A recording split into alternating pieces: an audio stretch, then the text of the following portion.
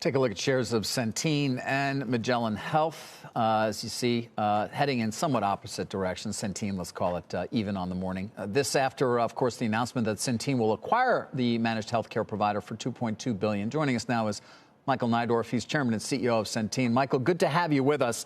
In the press release announcing the deal, you say this, quote, this acquisition accelerates our diversification strategy and enhances our ability to build next-generation capabilities in our specialty care business by leveraging our scale and investments in technology. All right, explain to our viewers what actually that means. Okay, it's a mouthful, isn't it? We have some major new technologies that are coming to play, and our size and scale has allowed us to develop it, and it will allow Magellan to use this technology to continue to serve their customers effectively. Now, let me just kind of frame it for you. We have a company, Healthcare Enterprises. It has an independent board. It allows us to do companies like this where they maintain their independence, firewalls between us and them, so that their outside customers stay very comfortable. It's headed up by Sarah London. And that's important. But this just increases our total capability. One of the things, and I use this as an example, we believe that as you move forward in healthcare, you have to integrate it. And we're dealing with very vulnerable populations. So, for example, you have a newly diagnosed diabetic, and they're with their endocrinologist or new cancer patient or something. They need to go see a psychologist to know how to deal with it. Their families may need that help. This is going to allow us to enhance that, put all these systems together, take some of our other technology, and just create a more advanced healthcare system. But this moves you much more firmly into behavioral health and that market, and obviously mental health, which in particular during the pandemic has become a critical area. Yes. It's a very underserved market, and it's been suboptimal in the kind of care that one.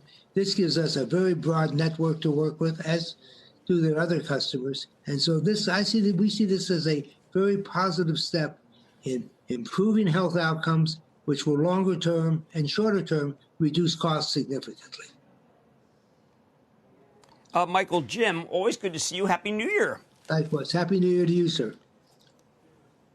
Okay, so we have I don't know, constitutional crisis conceivable, perhaps a new president in just a few days. He is obviously very much involved with the Affordable Care Act. A lot of what you've done should dovetail well with the Affordable Care Act, including this acquisition. How do you feel about the possibility that the Affordable Care Act could be modified a bit and that it might be something that Americans like? Well, I think Americans have liked the Affordable Care Act, and I think we have a president and administration that understands the importance of everyone having access to affordable care. And we're not worried about what it's called or anything else. And we've had conversations with him during the campaign. And I'm very comfortable that he and his vice president want to see healthcare access there. They're going to focus on the quality, and all this will play in very well for us in how we're helping them deal with the most vulnerable populations.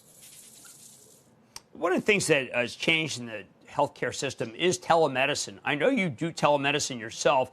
What is the cost of a visit to a doctor versus a visit to a doctor on your handheld? Now, I don't have all the exact numbers in front of me, but it's a smaller percentage. But we're going to be structuring it based on how long that telemedicine consult is. If it's a 5-minute with a derm and he looks at the rash and says, "Oh, it's nothing," that's different. But if it's a 10 or 15 where they're talking to a internist or a cardiologist or something, you pay more. They go into the office, you're going to pay more for that, obviously. So it will be a scale. And what's very firm on access. And the physicians, the primary care physicians, are becoming fewer and fewer because the procedural guys can do much better than primary care, than the cognitive people. So anything we can do to help make them more efficient, we're going to be right behind it. Why Magellan Health as opposed to potentially trying to build this business on your own or some others that may be out there that were available? Well, the network, they have really a superb network across all 50 states. They have some other disease management that we've used. We've been a customer of theirs for probably a decade, so we know them well. They have a radiology product we've been very successful with. They have they're working on an oncology product we've been working with them on. So when you have somebody you know and work with, why not? It makes sense. And when they spun off their MCC business to Molina, we were able to do it because there had been too much conflict there with the two of them, and when you overlay the two plans. So they have the network, they have a management team we have a lot of respect for. The respect is mutual, and it's the team staying with us. Ken signed a longer-term agreement with us, and so it was the right fit, Jim. And finally, Michael, just as a senior healthcare executive of one of the larger companies out there, what is your sense right now in terms of our ability in this country to get people vaccinated? Are you disappointed with what you're seeing? Yes, I am. And I think that there's things could be done better. And in some ways, I was thinking that while they have some private services delivering it, FedEx and UPS and that, it's maybe just an example where private industry does things a little bit better than government at times.